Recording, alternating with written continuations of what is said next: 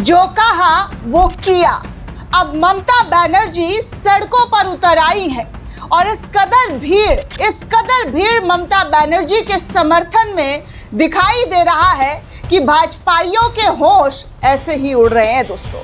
जो तस्वीरें, जो वीडियो इस वक्त पश्चिम बंगाल से निकलकर सामने आ रही है, उस वीडियो में तो दिख रहा है कि ममता बनर्जी का बंगाल के अंदर अभी भी जलवा बरकरार है और इस कदर बरकरार है कि ममता बनर्जी ने कल ही ऐलान किया था कि वो भाजपा के खिलाफ सड़कों पर उतरकर इस लड़ाई को लड़ेंगी और जैसे ही उतरी उसके बाद पूरा का पूरा माहौल चेंज हो गया।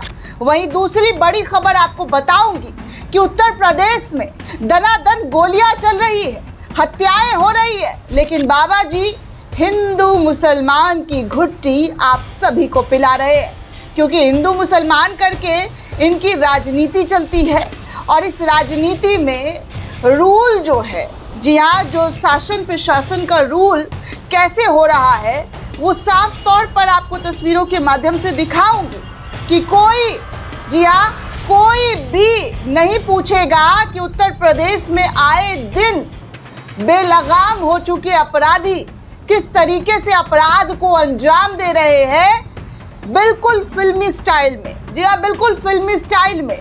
वो भी खबर आपको बताऊंगी तो आप भी कहेंगे कि देख लीजिए, बाबा जी मुसलमानों को धमकाना छोड़कर अपने प्रदेश को संभाल लेते तो आज ये सारी चीज़ें नहीं देखने को मिलती दोस्तों। आज ऐसे हेडलाइंस तो नहीं बन रहे होते। इस देश में बड़े बड़े नेता सिर्फ कुर्सी और सत्ता के इतने भूखे, इतने लालची हैं, इतने ज़्यादा कि आपकी और हमारी ज़िंदगी से इनको कोई फ़र्क नहीं पड़ता है। इनके इनके काफिले में एक बैल, एक सांड घुस जाए तो सुरक्षा बिठवा दी जाती है, अधिकारियों को तलब कर लिया जाता है, लेकिन राह चलते हुए लोगों को गोलियों से मार दिया जा रहा है, हत्याएं कर दी जा रही है। लॉ एंड ऑर्डर को ठेंगा दिखाकर, जी हाँ, ठेंगा दिखाकर अपने तमाम कामों को अंजाम दिया जा रहा है। फिर भी सब बढ़िया है, सब अच्छा है। चलिए एक एक तस्वीर आपको सबसे पहले पश्चिम बंगाल की दिखाऊंगी। आप ये भीड़ देख रहे हैं, ममता बनर्जी के लिए इकट्ठा हुई है। ममता बनर्जी आज सड़कों पर उतर चुकी है और उनका हौसला अफजाई करने के लिए कैसे आवाम इकट्ठा हो चुकी है, कितनी बड़ी तादाद में, कि ममता बनर्जी का माइक काम नहीं कर पा रहा है। वो बोल रही है लेकिन आवाज़ सही से सुनाई नहीं दे रहा है। जी हाँ, वो बोल रही हैं बल्कि आवाज़ सुनाई नहीं दे रहा है। और मीडिया वाले क्या हेडलाइन बना रहे हैं, सोचिए, इतनी भीड़, इतना समर्थन आया है। आप इन तस्वीरों में देख सकते हैं, ये ममता बनर्जी को देखने के लिए उनके समर्थन में इस कदर लोग इकट्ठा हो गए हैं कि जहां देख रहे हैं आपको वहां तक भीड़ ही भीड़ नज़र आ रही है। मोदी जी के स्टाइल में अगर मैं बोलूँ तो जहां तक आप देख रहे हैं वहां तक बस भीड़ ही भीड़ है। लेकिन इसके बावजूद आप देखिए धरना पर कैसे सड़क पर उतरकर बैठी हैं ममता बनर्जी।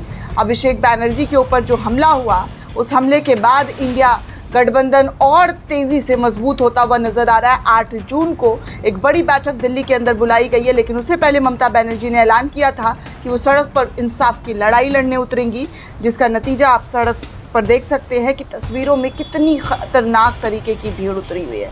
तृणमूल कांग्रेस का झंडा दिख रहा है, लोग वहाँ पर नज़र आ रहे हैं। ऐसा नहीं है कि लोगों की भीड़ नज़र नहीं आ रही है, बल्कि बहुत ज़्यादा लोग इकट्ठा हुए हैं।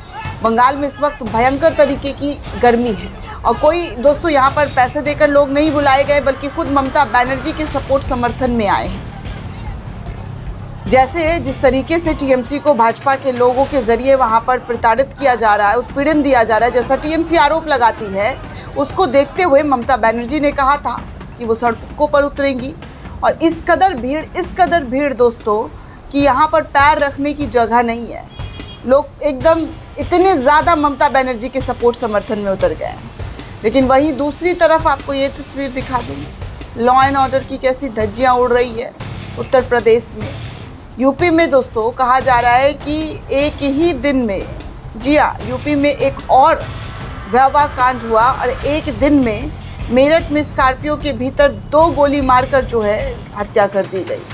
जी हाँ, दनादन गोली चलाई गई और 2 गोली मारकर हत्या की गई है। तुषार त्यागी नाम के एक युवक की हत्या की गई। उसके बाद फ़ोन कर मृतक की पत्नी को बताया कि तुम्हारे पति की डेड बॉडी इसी जगह पर पड़ी है, उठा लो।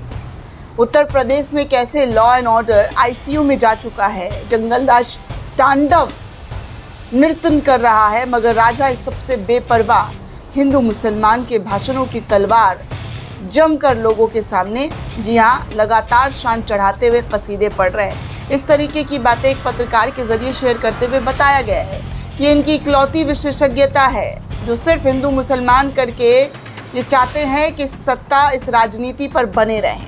मगर इस विशेषज्ञता का इस्तेमाल करने के हजार तरीके हैं। आखिर इसकी खातिर प्रदेश की अशांति, असंतोष, अक्षमता, अयोग्यता और अराजकता का अवैध गिनीपिंग क्यों बनाया जा रहा है। देखिए ये खबर, मेरठ के अंदर स्कॉर्पियो, जी हाँ, मेरठ में स्कॉर्पियो के अंदर 2 गोली मारकर हत्या हो जाती है। सर में गोली लगती है दोस्तों, और फिर अपराधी आता है, उसी के फ़ोन से कॉल करता है और कहता है तेरे पति को मार दिया है, बॉडी उठा ले जा। देख सकते हैं, एक अमर उजाला की रिपोर्ट है और दूसरा दैनिक भास्कर की, कि मेरठ बुलंदशहर हाईवे पर कैली अंडरपास के पास स्कॉर्पियो सवार युवक को गोली मारी जाती है। शव मिलने से सनसनी फैल चुकी है वहां पर आसपास। युवक के सिर में 3 गोलियां मारी गई है, जबकि कुछ 2 लिख रहा है, कुछ 3 लिख रहा है। मतलब आप समझ सकते हैं कि उत्तर प्रदेश का जो कानून व्यवस्था है वो कितना, जी हाँ, कितना खोखला है, कितना ज़्यादा खोखला है। ये शायद किसी को नज़र नहीं आ रहा होगा, अंधभक्तों को तो बिल्कुल भी नज़र नहीं आ रहा होगा, लेकिन आप लोगों को तो नज़र आ रहा है ना दोस्तों। असदुद्दीन ओवैसी ने भी इस खबर को शेयर किया और लिखा कि rule by gun not rule of law. यहाँ पर शासन जो है गन पॉइंट पर चल रही है, कानून के हिसाब से नहीं चल रहा है यहाँ पर कुछ भी। ये हाल है हमारे इस देश में दोस्तों, कि कैसे, जी हाँ, किस तरीके से जो वाहवाही की गाथाएं गाई जाती है वो वाहवाही कितनी झूठी है। मोदी और शाह सिर्फ और सिर्फ झूठ का पट्टी पढ़ाकर इस देश की जनता को बता रहे हैं कि भैया हम जो है इस देश में एक नया विजन सेट कर रहे हैं। कैसा विजन सेट कर रहे हैं? विजन से याद आया दोस्तों, वेदांता समूह पर ईडी के छापेमारी के बाद, जी हाँ, ईडी की छापेमारी हो गई है क्योंकि वेदांता समूह ने अडानी के खिलाफ बोला है, अडानी के खिलाफ लिखा है और उनके खिलाफ जो है केस किया है। लेकिन उसके कुछ दिन बाद अडानी ग्रुप जो है, अडानी ग्रुप को जो लेकर बोला लिखा गया, तो उसके बाद वेदांता ग्रुप पर अब जो है ईडी की रेड पड़ गई है। मतलब आप सोचिए दोस्तों, लोग ये तक लिख रहे हैं कि पूरा ईडी जो है भाजपा और अडानी के मुट्ठी में है। विपक्ष तो खुलकर ये बात लिख रहा है, बोल रहा है दोस्तों। और क्या सुनने को बचेगा इस देश में, और क्या देखने को बचेगा कि कैसे कैसे जो है अपने फायदे के लिए क्या क्या इस्तेमाल हो रहा है। ऐसा मैं नहीं बल्कि आरोप लग रहे हैं, लगातार आरोप लग रहे हैं। अडानी अंबानी की सरकार राहुल गांधी के जरिए कही जाती है, आरोप लगाया जाता है कि सिर्फ अडानी और अंबानी के मुट्ठी, जी हाँ, मुट्ठी में है पूरा देश, उनके हुक्म से सब कुछ चलता है। मोदी कठपुतली है, प्रधानमंत्री के तौर पर वो सिर्फ देश को गुमराह कर रहे हैं। देखिए क्या हुआ है, वेदांता कंपनी के खिलाफ आज यानी कि 2 जून को एक बड़ी कार्रवाई की गई। ईडी के अधिकारी के अनुसार विदेशी मुद्रा प्रबंधन अधिनियम के तहत संदिग्ध विदेशी मुद्रा उल्लंघन यानी कि फॉरेन एक्सचेंज वायलेशंस और सीमा पर वित्तीय लेन देन की जांच के सिलसिले में वेदांता समूह से जुड़े अलग अलग परिसरों पर छापेमारी और तलाशी अभियान चलाया गया। ये तलाशी अभियान दिल्ली, राजस्थान और कई प्रमुख स्थानों पर की गई है और इस कंपनी में इस कंपनी के कई ऑफिसों को जो है ईडी के जद में लिया गया और पूरा का पूरा जो है यहाँ पर घंटों, जी हाँ, घंटों जांच पड़ताल हुआ है। कहा जा रहा है कि ईडी के अधिकारी सूत्रों के मुताबिक ये कार्रवाई फेमा के दीवानी प्रावधान के तहत कथित उल्लंघन को लेकर शुरू की गई है, जिसमें फंड ट्रांसफर और विदेशी लेन देन से जुड़ी गड़बड़ियां शामिल है। ईडी की इस कार्रवाई पर आधिकारिक प्रतिक्रिया देते हुए वेदांता समूह ने बताया कि कंपनी जांच एजेंसियों के साथ पूरा सहयोग कर रही है। प्रवक्ता ने कहा कि कंपनी अधिकारियों के पूर्ण सहयोग प्रदान जो है जिस तरीके की भी उनके जरिए मांगी जा रही है वो पूरा तौर पर आवश्यक जानकारी उपलब्ध करा रहे हैं। हमारा समूह सभी लागू कानून और नियम के अनुपालन के लिए पूरी तरीके से प्रतिबद्ध है। चूंकि ये मामला अभी नियामक प्रक्रिया के अधीन है, इसलिए इस चरण पर आगे की कोई टिप्पणी करना असमर्थन है।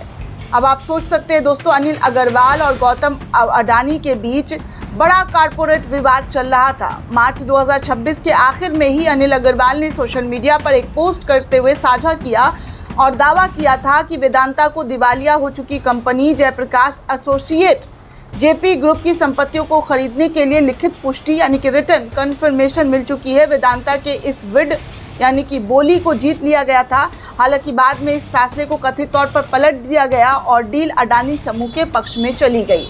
ये बात सोशल मीडिया पर आकर वेदांता ग्रुप के जरिए लिखा गया।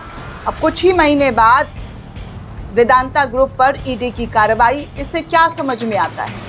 कुछ तो समझ में आ रहा होगा ना दोस्तों, ये रिश्ता क्या कहलाता है।